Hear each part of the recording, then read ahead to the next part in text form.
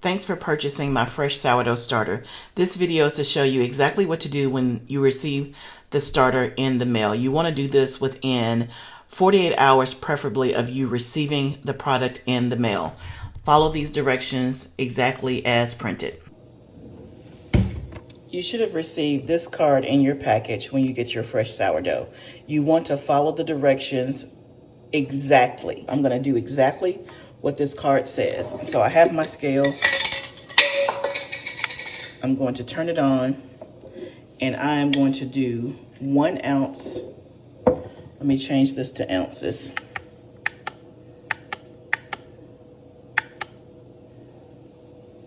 Of sourdough starter, because that's what you received in your package.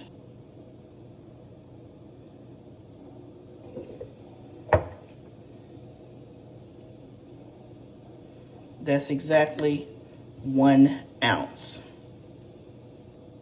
That's what you received in your package that you ordered. And I'm going to change this back to grams. We're going to tear it out, and we're going to add in 50 grams of bread flour. It needs to be bread flour. Let's put this in here. It cannot be all-purpose flour, anything else. It needs to be bread flour.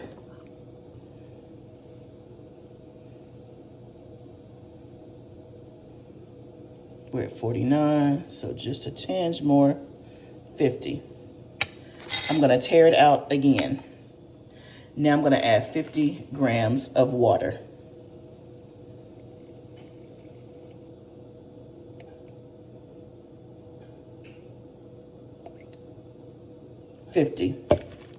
Just like that. And then I'm going to stir it. So I'm just stirring, I just stirred it up.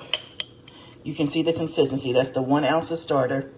That is the 50 grams of bread flour and the 50 grams of water.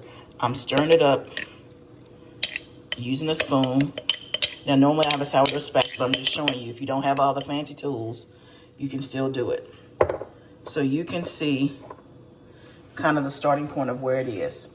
I'm gonna put a lid on it. I'm not gonna screw the lid on. I'm just gonna place the lid on there, and we're gonna check it back in, let's just say, 4 hours. Now, because my house is relatively cool today, I am going to put mine on a heat mat. You don't have to do that, but if you keep your house cool, like below 72, 73 degrees, then just know it's gonna take longer for it to double. And so this is optional. I'm just doing this for the ease of the video.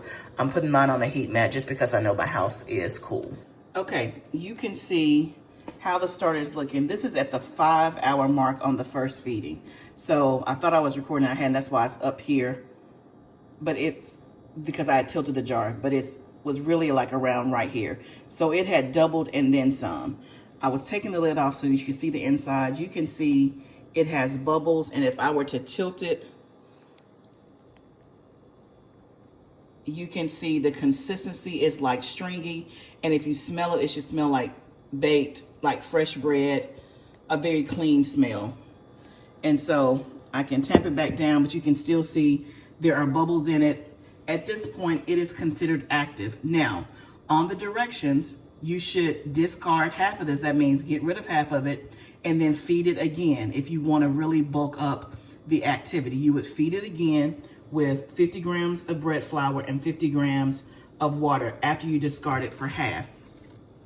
Let it sit for 4 to 6 hours, and then you're ready to bake. It's just that simple.